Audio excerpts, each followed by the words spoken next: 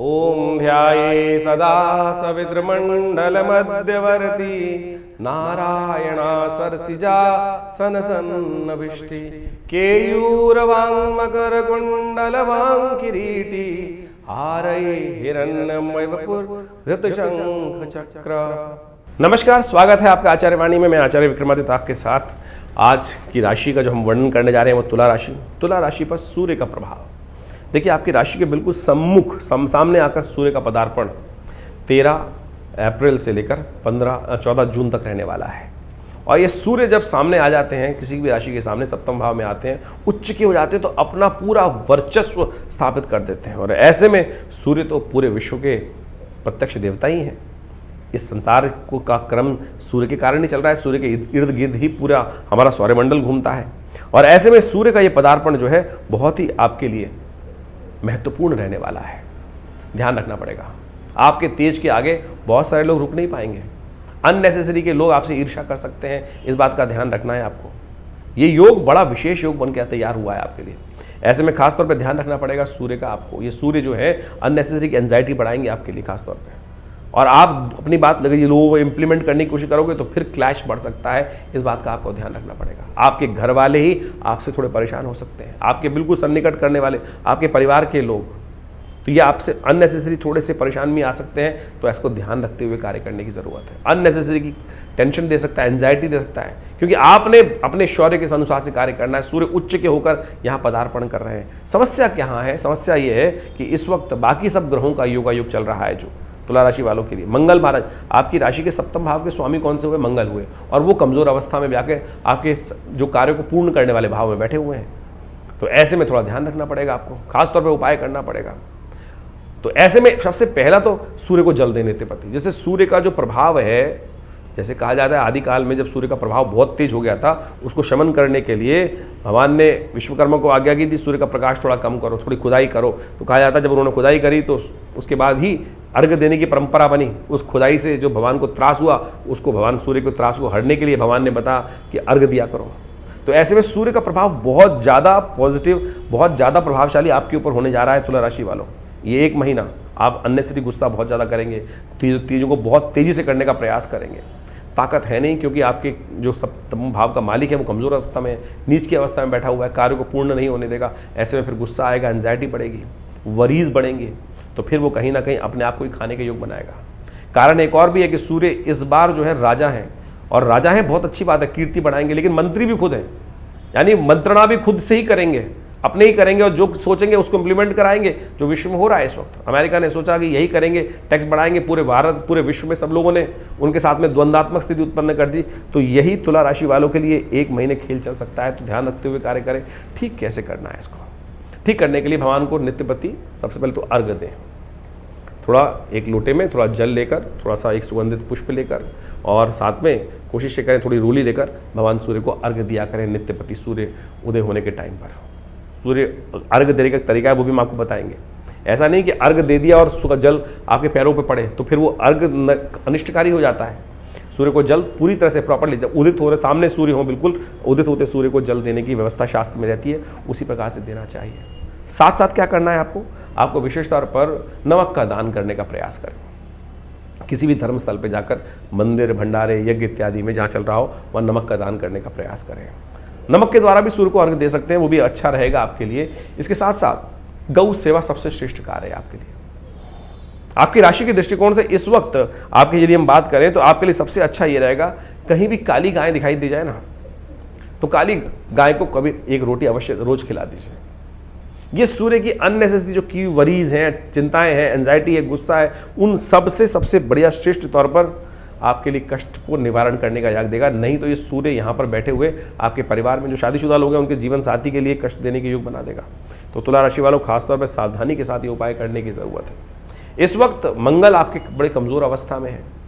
आमतौर पर लोगों को सूर्य और का खासतौर पर प्रभाव समझ में नहीं आता है। मंगल का संबंध जो है, देखिए आपकी राशि के स्वामी जो है सप्तम भाव के राशि के स्वामी मंगल है, और मंगल जो है वो कमजोर अवस्था में। मंगल को ताकत देने के लिए हनुमान जी चाहिए। सूर्य का भी संबंध हनुमान जी के साथ है, बहुत अद्भुत संबंध है। शास्त्र में अनेक कथाएं इसके ऊपर वर्णित हैं, उनको समझें तो हनुमान जी को प्रसन्न करने का प्रयास करें, उससे ये सूर्य को बल प्राप्त होगा। और हनुमान जी खासतौर पर शनि को प्रसन्न, जो सूर्य को बहुत सुंदरता से प्रसन्न कर सकते हैं, अपनी मनोकामना पूर्ण करने के लिए हनुमान जी ने सूर्य को भी प्रसन्न किया था। तो आप नित्य प्रति हनुमान चालीसा का पाठ करें। कथा भी हम आपको बताएंगे कैसे कथा शास्त्र में है, वो सुंदर रूप से आपको समझ में आ जाएगा स्थिति क्या है। इस वक्त द्वंद्वात्मक स्थिति ना बनने दें, क्योंकि सूर्य आपके सप्तम भाव में है तो वो द्वंद्व की स्थिति दे रहे हैं। आप सुनने वाले किसी की है नहीं, और नहीं सुनोगे तो फिर क्लैश कराओगे, क्योंकि मंत्रणा नहीं होने वाली यहाँ पर। यहाँ इस वक्त समस्या क्या है कि बृहस्पति महाराज जो है आपके अष्टम भाव में बैठे हैं, और वो मंत्रणा नहीं समझ में आने वाली नहीं है। मंत्रणा समझ में नहीं आएगी तो फिर क्या होगा, केवल आप अपनी जो बात विचार में आ गई बस यही ठीक है, और यही ठीक वाले यदि 1 महीना आप ये करने वाले हो तो फिर द्वंद्व उत्पन्न करने वाले हो। तो ये सूर्य जो उच्च के हैं सप्तम भाव में बैठकर आपके लिए युद्ध ही कराएंगे। इस युद्ध को शांत कैसे करना है, वो सही से हमने जो उपाय बताए, वो छोटे छोटे उपाय नित्य प्रति भगवान सूर्य को जल दें, थोड़ा सा रूली डालकर जल दें, जिस व्यवस्था बताई है उसको अवश्य करने का प्रयास कीजिए, तो परिवर्तन का योग बनेगा। हनुमान जी की आराधना करें। सूर्य की कथा भी बड़ी विचित्र है, ये हम आपको समझाएं। सूर्य और हनुमान जी का एक संबंध है, सूर्य और हनुमान जी का एक ऐसा संबंध है जो मंगल, जो विशेष तौर पर सूर्य जिस राशि में अब जा रहे हैं वो मंगल की राशि है, और मंगल का संबंध तो हनुमान जी से है ही है।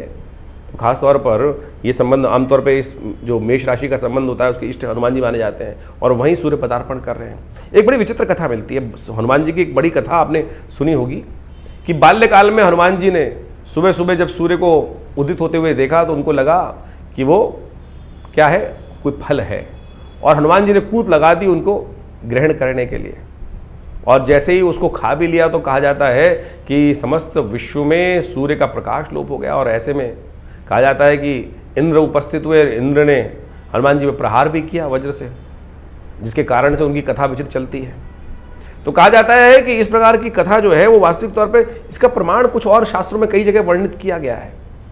तो एक बार जब बड़े हो गए तो वो खैर लंबी कथा चली, उसको लंबा करने का फायदा नहीं है। तो उसमें हनुमान जी जिस प्रकार से जब उनके हनुपे के ऊपर चोट की गई थी, तो हनुमान जी की जो हनु जो व्यवस्था बनती है उसी कारण से कई कथाओं में कई ऋषियों ने इस प्रकार से वर्णन किया है।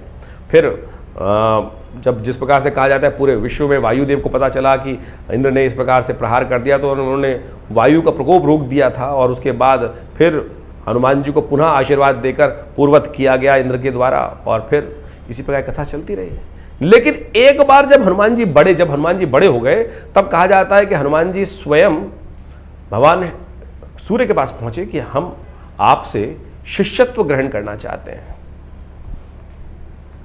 हनुमान जी के गुरु सूर्य ही हैं एक तरह से। सूर्य से जब शिष्यत्व ग्रहण पहुंचे तो सूर्य ने, कथा आती है, कई ऋषियों ने उसको बताया कि सूर्य ने देखा ये बच्चा पहचाना हुआ है। तो पहचान गए कौन है हनुमान जी, अरे तुमने तो बाल्यकाल में ही यहाँ पर हमको खा लेने का प्रयास किया था, तो अब तुम तो बड़े हो गए हो, तो अब तुमको शिक्षा देंगे तो हमको ही कहीं ना कहीं वास्तविक स्थिति खराब ना हो जाए। तो हनुमान जी ने कहा नहीं नहीं, अरे महाराज क्षमा करें, जो हुआ हुआ, अब तो हम आपके शिष्य कहे। बोले सूर्य ने कहा, उनको टालने का प्रयास किया। तो क्या किया, तो सूर्य ने कहा देखिए हम जो है वो तो चलते रहते हैं, हम तो बैठते ही कभी स्थिर होते ही नहीं है, हमारे जब चलते रहते हैं। तो हम जब शिष्यत्व देने के लिए, ग्रहण करने के लिए तुमको सीखना पड़ेगा, बैठना पड़ेगा, हम बैठते रुकते ही नहीं है तो कहाँ करेंगे। तो हनुमान जी ने कहा कोई बात नहीं, हम आपके साथ चलते चलते शिक्षा ग्रहण करेंगे। तो भगवान सूर्य ने फिर उनको टालने का प्रयास किया। तो कहा जाता है कि हनुमान जी का जो सूर्य का संबंध हम आप बताने का प्रयास कर रहे हैं, बहुत सुंदर संबंध है इन दोनों का आपस में। तो हनुमान जी ने कहा कि नहीं नहीं, जब साथ साथ चलोगे तो भगवान सूर्य ने कहा कैसे ग्रहण करोगे, एक साथ बैठ के थोड़ी, हम सामने बैठे हो, एक दूसरे सम्मुख बैठे होंगे तब तो शिक्षा ग्रहण होगी। तो बोले हनुमान जी हम साथ साथ चलेंगे आपके। बोले चलते चलते तो हमारी तो पीठ करके चलोगे तो फिर कैसे शिक्षा मिलेगी, शिष्य को तो गुरु की तरफ दिखना चाहिए। तो बोले आप सीधे चलिएगा, हम उल्टे चलेंगे। तो कहा जाता है कि हनुमान जी ने जब भगवान सूर्य से शिक्षा ली है, इतने भक्त बनकर ली है कि वो उल्टे चलते थे, पैर पीछे चलाते थे और सूर्य उनको शिक्षा देते थे। यानी हनुमान जी का संबंध बहुत मधुर संबंध है सूर्य के साथ। तो सूर्य भगवान की कृपा हनुमान जी पर अद्भुत रूप से बरसती है। तो आप जो इस वक्त मंगल की राशि में भगवान सूर्य पदार्पण कर रहे हैं, बड़ा विशेष रहने वाला है। और लेकिन समस्या यह है कि मंगल इस वक्त सबसे कमजोर स्थिति में है, तो मंगल को ठीक करने के लिए एक दिव्य उपाय आप अवश्य करने का प्रयास करें, हनुमान चालीसा का नित्य प्रति पाठ। ये पाठ यदि आप करेंगे ना तो सत्य माने कि हनुमान जी की भगवान सूर्य आप पर अवश्य कृपा करेंगे। सूर्य साक्षात नारायण ही तो है। हमारे यहाँ स्वयं नारायण सूर्य भगवान माने जाते हैं, तो कोशिश ये करें इस उपाय को। और सूर्य का संबंध बहुत बड़ा है, बहुत वृहद वर्णन शास्त्र में मिलता है, हमारे प्रत्यक्ष देवता कहे जाते हैं। देखिए संवत 2082 है ना, ये विशेष तौर पर बड़ा विशेष महत्व रखता है। सनातन पद्धति के अनुसार से, हमारी संस्कृति के अनुसार से, जो चैत्र की प्रतिपदा होती है शुक्ल पक्ष की, उस दिन से नया संवत आरंभ माना जाता है। और उस दिन जो वार पड़ता है, उस दिन उस ग्रह को उस विशेष तौर पर वर्ष का राजा मान लिया जाता है। तो इस बार संवत 2082 जो है उसके राजा भी सूर्य है। और बड़ी विचित्र स्थिति है कि इस बार मंत्री पद भी सूर्य को ही प्राप्त है। राजा का सूर्य पद प्राप्त करना, सूर्य को यदि राजा पद प्राप्त हो जाए तो बड़ा श्रेष्ठ माना जाता है। कीर्ति, वृद्धि, यश समस्त रूप से वृद्धि के बढ़ने के योग बन जाते हैं। समस्त सृष्टि के अनुसार से बड़ा अच्छा योग बनता है, बड़ा अच्छा पावन लाभ का योग बनता है, बड़ा सुंदर माना जाता है। लेकिन इस बार कारण है कि इस बार जो राजा भी सूर्य है और मंत्री पद भी सूर्य के पास है। ये बड़ी सोचने की बात है। देखिए हमारे यहाँ एक परंपरा है, मंत्री पद किसको मिलता है? मंत्री वो होता है जो राजा को सही दिशा दिखाए, विचार विमर्श हो। राजा यदि कोई सही कार्य नहीं कर रहा है, न्याय संगत कार्य नहीं कर रहा है, विचार विमर्श नहीं कर रहा है, मंत्री से अगर विचार ना करे, उनके अनुसार से सोच समझ कर कार्य ना हो, तो कई बार क्या होता है, क्योंकि एक बार की एक व्यक्ति की सोच जो होती है वो जरूरी नहीं सही हो। उसके अंदर मंत्री परिषद के अंदर बहुत सारे लोग बताए जाते हैं, उन सब से विचार करने के बाद कोई डिसीजन लिया जाए, कोई निर्णय लिया जाए तो बड़ा उचित माना जाता है। लेकिन इस बार विचित्र विडंबना यह है कि इस वर्ष के अंदर राजा भी सूर्य है और मंत्री पद भी सूर्य के पास ही है। यानी कोई मंत्रणा नहीं होगी, कोई मंत्रणा नहीं होगी, जो विचार कर लिया वही माना जाएगा। यानी ये द्वंद्वात्मक स्थिति उत्पन्न करती, ये अन्याय की स्थिति उत्पन्न कर सकता है, द्वंद्व की स्थिति उत्पन्न कर सकता है। राजा सूर्य, मंत्री पद पे भी सूर्य, तो ये प्रकृति के अंदर भी कई प्रकार की समस्याओं को उत्पन्न करने के योग बनाएगा ये योग। खासतौर पे ये इस योग के कारण से क्या होगा, क्लैश बढ़ेंगे, अननेसेसरी द्वंद्व उत्पन्न करने के योग बनेंगे, अननेसेसरी लोगों के साथ आपस में मतभेद उत्पन्न होंगे। भी आप देखें क्या प्रभाव हुआ ये सूर्य के राजा पद प्राप्त करने से। क्या हुआ, अमेरिका ने, अभी ट्रम्प साहब ने एक रूल निकाला कि भाई हम टैक्स बढ़ाएंगे, और पूरे विश्व पे उन्होंने बिना मंत्रणा के, बिना सोचे समझे, यानी विशेष किसी तरह करे हुए पूरे विश्व को थोप दिया। और जब विश्व ने थोप दिया तो विश्व ने अपना भी बिना विचार के उसका बराबर में कार्य करना शुरू कर दिया। तो ये द्वंद्वात्मक स्थिति उत्पन्न होगी, पूरे विश्व का जो सट्टा, जो विशेष शेयर बाजार है, गिर पड़ा।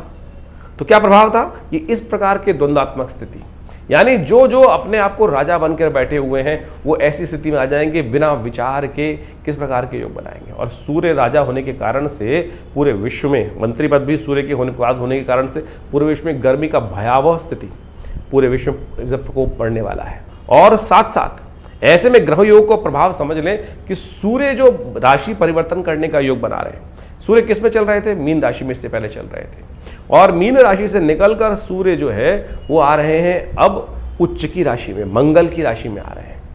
और मंगल की राशि में चलते हुए सूर्य का प्रभाव भी बड़ा विचित्र पड़ने वाला है।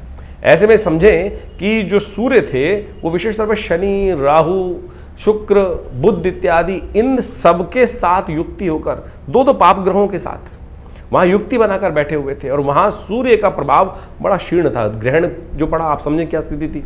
और सूर्य अब अपने शौर्य में पूरे आ रहे हैं, सूर्य उच्च के होकर पूरी तरह से रास्ते बना रहे हैं। तो इसका प्रभाव बहुत विशेष रहने वाला है।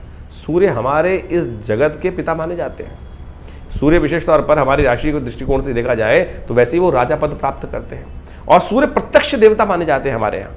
सूर्य का दर्शन नित्यपति होना ही है और इस जीवनी का संचार, शक्ति का संचार करते हैं। तो ऐसे में सूर्य को बल तो पूरा है, लेकिन आपकी राशि के अनुसार से जो आपने अभी प्रभाव समझा वो प्रभाव भी आपके ऊपर पड़ने वाला है। ऐसे में सूर्य के बल को अपने लिए ठीक करने के लिए, देखिए एक बात और समझ लें, पुनः इस बात को समझ लें कि सूर्य किस राशि में जा रहे हैं, सूर्य मेष राशि में पदार्पण कर रहे हैं। सूर्य उच्च के मेष राशि में होते हैं, मंगल की राशि है। और इस वक्त गोचर में आप यदि समझ के चले तो 7 जून तक उस राशि के जो स्वामी हैं वो क्षीणस्थ अवस्था में है, वो बड़े कमजोर अवस्था में है। वो एक जलीय राशि में जाकर, चंद्रमा की राशि में जाकर बैठ गए हैं और वहां उनकी सबसे कमजोर स्थिति है। तो यानी ऐसे में क्या होगा, दुस्साहसपूर्ण कार्य करने के विश्व में कई लोग कार्य कर सकते हैं। जो हमने कहा द्वंदात्मक स्थिति देखी, ऐसे में मंगल की स्थिति खराब चल रही है, तो ये स्थिति ग्रहों की जो है वो ठीक नहीं है और बहुत ज़्यादा परिवर्तन का योग चल रहा है। तो ऐसे में खास तौर पर हमको बहुत सारे उपायों की खास जरूरत पड़ेगी।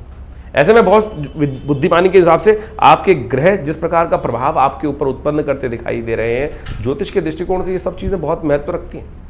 और इन सब चीज़ों को यदि हम समझें कि राहु के साथ यदि सूर्य का स्थिति चल रही थी, उससे निकलकर सूर्य यहाँ पर परिवर्तन का योग बना रहे हैं, तो क्या कुछ आपकी राशि से प्रभाव जो आपने समझा, तो उसके साथ साथ कुछ अवश्य उपाय करने का प्रयास करें। सबसे श्रेष्ठ जो है वो गायत्री का जप है, मंत्र का स्मरण है, मंत्र का अर्घ देना भगवान सूर्य को। लेकिन आज समस्या क्या है कि लोगों को अर्घ देना भी सूर्य को नहीं आता।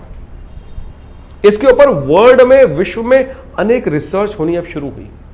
एक जर्मन साइंटिस्ट, हमारे यहाँ तो बड़ी सुंदर तरीके से हमारे ऋषियों ने उसका प्रभाव बताया ही है कि सूर्य को जल किस प्रकार से देना चाहिए। जल में खड़े होकर, पहले सूर्य की व्यवस्था रहती थी कि जल में खड़े होता था व्यक्ति, और स्नान करने के उपरांत हाथ को लोटा तांबे का लोटा लेकर सिर के ऊपर से उसको रखता था इस प्रकार से, और फिर वो जल वहाँ अंजुलियों से निकलता हुआ, तांबे के लोटे से गिरता हुआ वो जल उसमें डाला जाता था, और उस पड़ते हुए जल के बीच में से नेत्रों से भगवान सूर्य का दर्शन करने की आज्ञा थी। और क्या था कि जब सूर्य को जल देते थे स्नान इत्यादि के बाद, आपके शरीर पर भी उस जल से छन कर वो किरणें आपके शरीर पर आती थी। और साथ साथ उसको विधान शास्त्र में बताया गया है कि सूर्य को जल देते वक्त अकेला जल ना दे कभी, उसमें आप अनेक प्रकार की औषधियां डालने का वर्णन है। विशेष तौर पर, साधारण तौर पर शास्त्र में वर्णित है कनेर का पुष्प और रोली।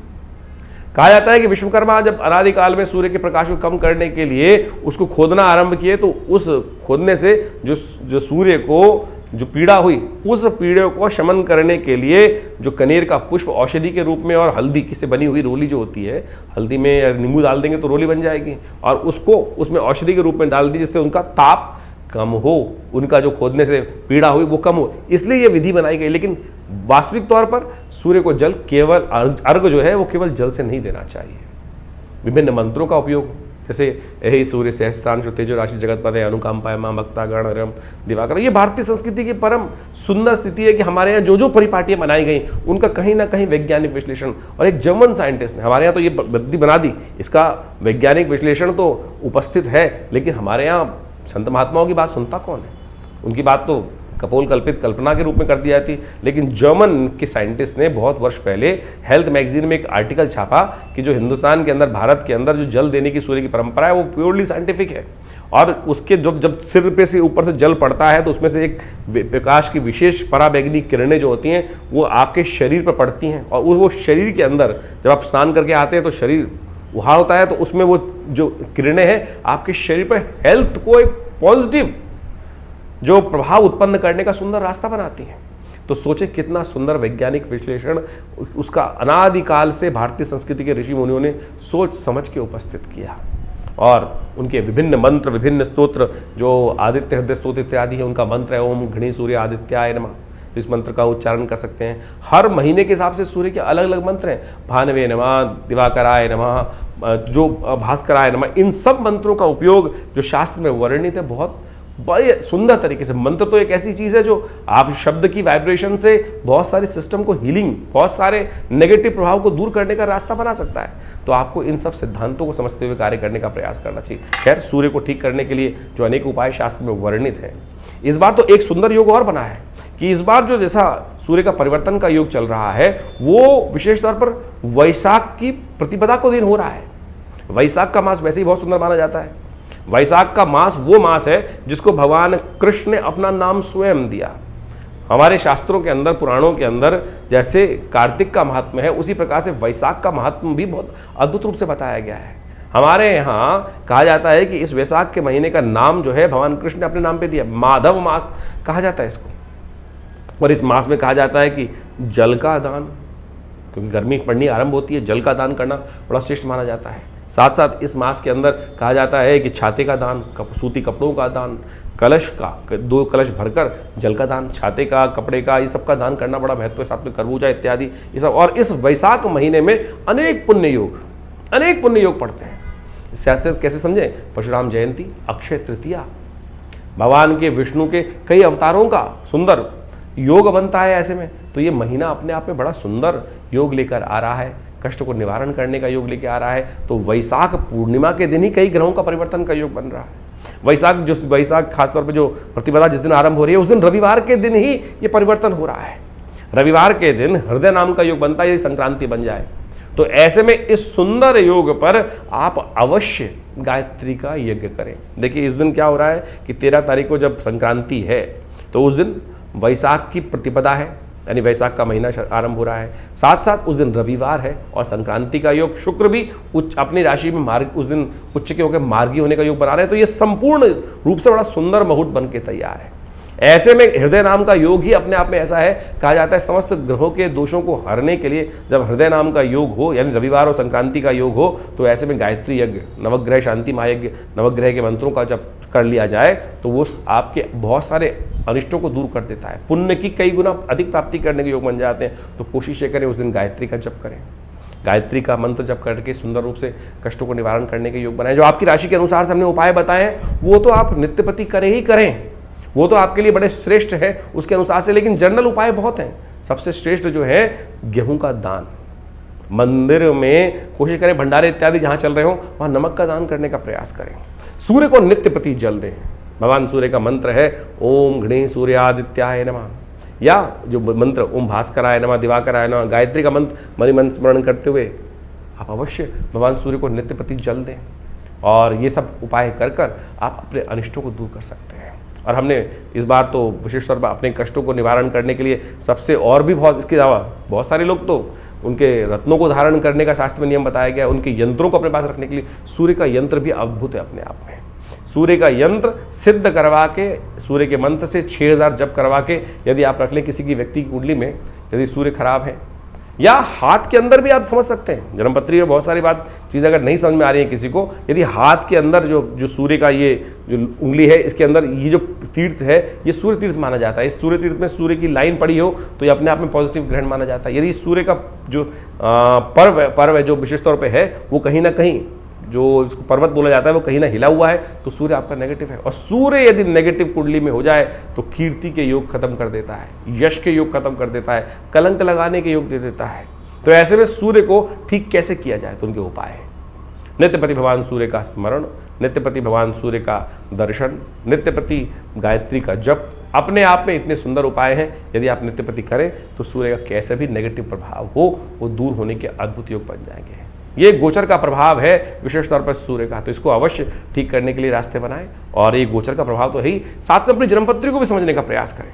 हमने आपके गोचर के अनुसार से इस मास में सूर्य का परिवर्तन किस राशि में किस प्रकार का होगा वो तो आपको समझाइए, लेकिन सबसे आवश्यक ये है कि अपनी जन्मपत्री को पूरी तरह समझें, क्योंकि आपकी जन्मपत्री ही मूल है। उसके अंदर किस प्रकार का ग्रह योग बना हुआ है, कैसे स्थिति बनी हुई है। जैसे आप एक बात माने कि विभिन्न प्रकार के, एक बहुत बड़ा क्षेत्र है, एक बहुत बड़ी सिटी है, वहाँ बारिश हो रही है और वहाँ अलग अलग प्रकार के खेत हैं। उस पानी के कहीं उपयोग, जो बारिश हो, वृष्टि हो रही है, वो कहीं के लिए लाभदायक है, कहीं के लिए नुकसानदायक है। आप समझो किसी ने कहीं स्थिति है, कहीं नया मकान बनाया है किसी ने और वहाँ बारिश आ गई तो सब पलस्तर झड़ जाएगा। किसी ने नई रोड बनाई है, अभी कच्ची रोड है और उस पर अभी बारिश हो गई तो क्या होगा, सब दाने पड़ जाएंगे। किसी ने अभी भी लेंटर डाला है, किसी ने अभी भी अभी फसल तैयार खड़ी है और वहाँ वृष्टि हो जाए तो क्या होगा, उसका भाग्य बदल जाएगा, कष्ट हो जाएगा, सारे के सारे नुकसान के योग बन जाएंगे। वहीं किसी के भी पेड़ छोटे हैं और उस पर वृष्टि हो जाए तो बहुत सुंदर योग बन जाएगा। तो यानी हर एक का भाग्य अलग अलग है। आपकी मूल जन्मपत्री बताएगी कि आपके ग्रह योग किस प्रकार के और ये जो गोचर का प्रभाव उस पर किस प्रकार का पड़ने वाला है, वहाँ कौन सी स्थिति कब अच्छी है कब खराब है। तो इसलिए ज्योतिष को अच्छे से समझकर उसके लाभ सही से लेकर आप अपने जीवन को आगे बढ़ाने का प्रयास करें। हमारा ये संस्थान विवेकानंद योगाश्रम लगातार आपके साथ बहुत सारे शोधों को आपके समक्ष रखता रहता है। और जैसा हमने कहा कि बहुत सारे उपाय भी करने के लिए बताया हमने वर्णन आपको। बहुत सारे लोग नग ही नग बेचे चले जा रहे हैं आजकल। ज्योतिष का दुकान जो है वो नगों की बन गई है आज की तारीख पर आमतौर पर, या कुछ और। ज्योतिष के अंदर कोई ज़रूरत नहीं है आपको एक भी पैसा खर्च करने की। मैं आपको एक मुद्रा बताता हूँ। आपके हाथ में ये 5 उंगलियां हैं, ये हर एक प्रकार से, ये बृहस्पति की, ये शनि की, ये सूर्य की, ये बुध की, और इस प्रकार से ये विभिन्न तीर्थ हैं, अलग अलग उनके स्थान बताए गए हैं। तो मुद्राओं के द्वारा आप बहुत, सूर्य यदि आपका खराब चल रहा है, क्रोध बहुत जल्दी आता है, कीर्ति नहीं मिलने के योग बन रहे हैं, तो ये सूर्य की मुद्रा है। यानी ये सूर्य की मुद्रा को अंगुष्ठ के अग्रभाग से लगा देने से ही ये सूर्य की मुद्रा बन जाती है। इसको नाम ही सूर्य मुद्रा है। इस मुद्रा का अभ्यास यदि नित्यपति करे तो सूर्य का कैसे भी नेगेटिव इफेक्ट हो, और इसी मुद्रा को करते हुए यदि सूर्य का मंत्र जप कर लिया जाए तो क्या होता है कि आपके सूर्य की शक्ति बढ़ जाएगी, नेगेटिविटी उसकी कम हो जाएगी। सूर्य का बल, सूर्य की कीर्ति आपकी कुंडली में अद्भुत रूप से नेगेटिव प्रभाव को दूर करने के लिए ये मुद्रा अद्भुत रूप से कार्य करेगी। अब माणिक पहनने से कोई नुकसान नहीं है, आप समझे। माणिक अगर असली मिल जाए तो क्या लाभ ही लाभ देगा, लेकिन क्या इतनी क्वांटिटी में क्या किसी भी माइन से वो माणिक निकल रहा है? पुराने जमाने में कहावत थी कि माणिक पन्नों की दलाली में हीरे का धंधा हो जाता है। तो आज की तारीख में तो हर दूसरा आदमी एक माणिक, एक अंगूठ, पुखराज पहन के घूम रहा है। क्या वो लैब में तैयार हो रहे हैं या वो कहीं और बन रहे हैं? तो हम यहाँ विरोध नहीं कर रहे हैं रत्नों का, हम ये कहना चाह रहे हैं कि आप सत्य को पहचानें। इसलिए जो शास्त्र में हमारे यहाँ दान का, पुण्य का, औषधियों का ये जो उपाय बताए गए हैं उनको धारण करने का प्रयास करें। बिल्वपत्र धारण कीजिए। बिल्वपत्र का संबंध सीधी तरीके से सूर्य के साथ ही है। नित्यपति भगवान पर बिल्वपत्र अर्पित करना ये सूर्य का अद्भुत उपाय है। रोली का तिलक अपने माथे पर इस उंगली से लगा देना ये सूर्य का एक अद्भुत उपाय है। इसको करने का प्रयास करें। आप थोड़ा सा रोली को हल्का सा जल में डाल दीजिए और उससे स्नान कर लीजिए, ये भी सूर्य का ही उपाय है। तो हमारे यहाँ मंत्र जप, औषधि का उपयोग, दान और यज्ञ, यही शास्त्र में सबसे श्रेष्ठ उपाय बताए गए हैं। तो इसके अनुसार से जो भी आपको हम कह रहे हैं तो आप उसको अवश्य अनुसरण करने का प्रयास करें। बड़ी सरलता से भगवान आप पे प्रसन्न होंगे, कष्ट आपके निवृत्ति का योग बनेगा। और ये सूर्य आपकी कुंडली में जो बदल के आ रहे हैं, सूर्य उच्च के होने जा रहे हैं, ये आपके लिए किस प्रकार का प्रभाव हमने जो बताया आपको, उसको सीधी तरह समझकर अपनी जन्मपत्री के अनुसार उसको प्रभाव समझें। और हमारे यहाँ विवेकानंद योगाश्रम में हमने एक विशेष यज्ञ की व्यवस्था कर रखी है। हर रोज़ वैसे तो 8 घंटे यज्ञ होता है हमारे दिल्ली के विवेकानंद योगाश्रम पीताम्बरा पीठ के अंदर, जो भगवती का श्री विग्रह यहाँ पीताम्बर पीठ के अंदर विद्यमान है। भगवती का चमत्कारिक श्री विग्रह जो मुल्तान से आज से 500 साल पहले स्थापित किया गया और 1947 में हमारे आश्रम पर पधारा। तो उनके दर्शन करें, उनके सानिध्य में ये यज्ञ चलता ही है नित्यप्रति। और रविवार के दिन विशेष तौर पर आप उस यज्ञ में सम्मिलित हो सकते हैं। साधारण तौर पर सुबह 8 बजे से लेकर करीब करीब 10 बजे तक, 11 बजे तक यज्ञ भंडारा चलता है। तो उसमें आइए। हर रविवार को हमने एक नवग्रह शांति महायज्ञ की सुंदर व्यवस्था है। और इस दौरान तो विशेष तौर पर सूर्य के नेगेटिव प्रभाव को दूर करने के लिए और सूर्य की शक्ति को बढ़ाने के लिए, क्योंकि सूर्य हमने आपको समझाया कि कैसे मंत्री और राजा पद दोनों प्राप्त करने के कारण से किस प्रकार के द्वंद्व की स्थिति पूरे विश्व में बनती दिखाई दे रही है। जो बड़े बड़े मठाधीश हैं, बड़े बड़े राजा हैं, वो यही सोचेंगे मैं जो कर रहा हूँ वही ठीक है। और एरोगेंसी बढ़ाता दिखाई दे रहा है सूर्य इस बार। और इस एरोगेंसी के कारण से बेचारे सीधे साधे लोग बहुत पिसते दिखाई देंगे। आपके भाग्य में जो लिखा है वो आपने समझा और उसको ठीक करने के लिए आप जो ये उपाय बताए जा रहे हैं इनको करें और अच्छे से करेंगे तो लाभ प्राप्त होगा।